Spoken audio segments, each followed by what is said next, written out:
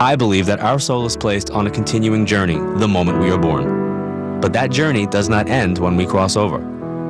I've also learned that the astrological sign under which our loved ones cross over can give us a glimpse into the soul's continuing evolution. My teacher and friend, astrologer and author Sandy Anastasi, explained it to me like this.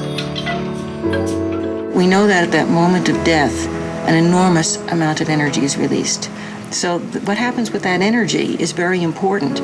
That energy can be used to lift the soul to the other side, but if the people who are grieving kind of come together in a sense of bonding and joy and wishing that soul well on its way instead of trying to hold it back, all of a sudden that energy that's released can lift everyone in the family to a higher level so that they can move forward with their lives enriched by having known that person instead of bereaved and looking back and saying, oh my God, now I have a hole in my life. Sandy Anastasi compiled astrological birth charts for parents Robert and Alicia, as well as an afterlife chart for their son Austin, to help them understand how everything relates to each other both here in the physical world and when we cross over as well. Might that help somebody understand why that soul left? Even more than that, it can give us a glimpse into the soul's birth into the other side and what that journey in the afterlife is going to be all about.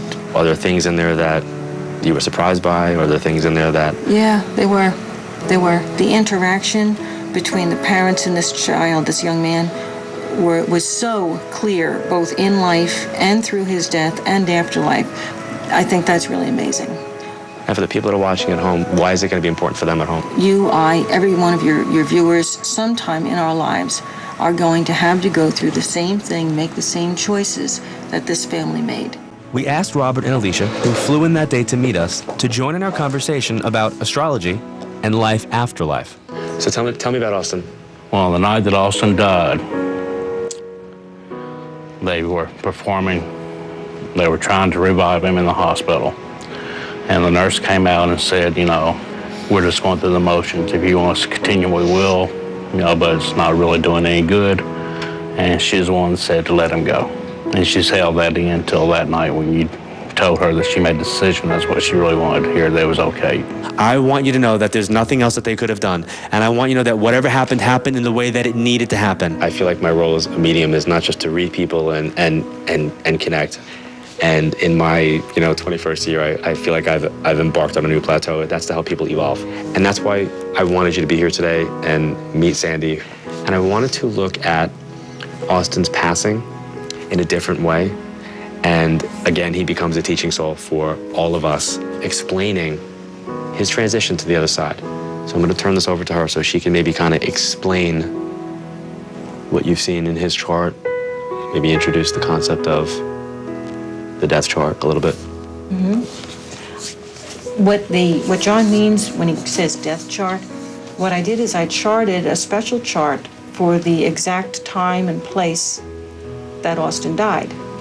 And that chart in your charts, in your lives, is what we call a transit.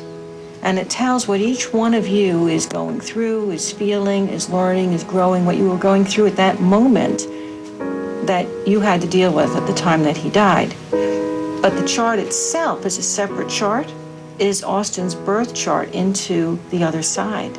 So we can also look at that chart and see what he's doing, what his focus is going to be. We can actually see that his life continues into another plane of existence. You see, based on what I see here, I believe that your son will always be a part of your lives. Now, I don't believe that's the case for everyone who passes. I believe that sometimes someone passes to the other side and they have things to do. And so they get on with whatever their life on the other side is going to be. I believe that your son is going to stay close to you. And I believe he's going to act as a guide. At this point, all the emotions of the day caught up with Alicia, and she had to excuse herself from the room. But before we ended our conversation, I wanted to leave them with one last thought. One of the things that I'd like to do is I like people to leave me better than I found them, okay? And when you excuse yourself, I was just asking Robert, if you guys worked with someone, if you worked with a counselor. I think it's really important, and this is professionally speaking, for you guys to find someone to talk to. You've heard me say it so many times before. There is no cure for grief, and seeing a medium is never the answer, nor is an astrologer. But by gaining a better understanding of a soul's progression from birth through life and on to the afterlife, we may be better able to move on. You never get over it, but I know that we can get on with it. I hope that Robert and Alicia were able to come away from our meeting with that understanding. And if you would like to have a better understanding of how astrology can shape your journey, go to www.johnedward.net and click on Sandy Anastasi.